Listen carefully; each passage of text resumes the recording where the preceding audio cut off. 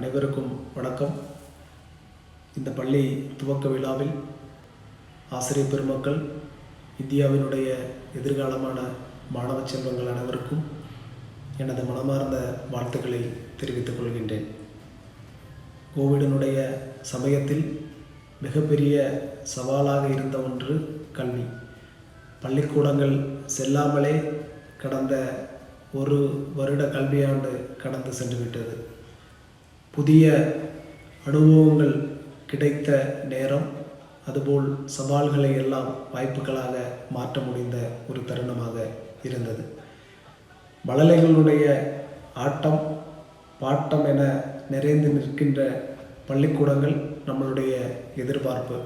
முழு அடைப்பு நேரத்தில் இன்றைக்கு பள்ளியினுடைய துவக்க விழா வெர்ச்சுவலாக நடத்த வேண்டும் என தீர்மானிக்கப்பட்டுள்ளது.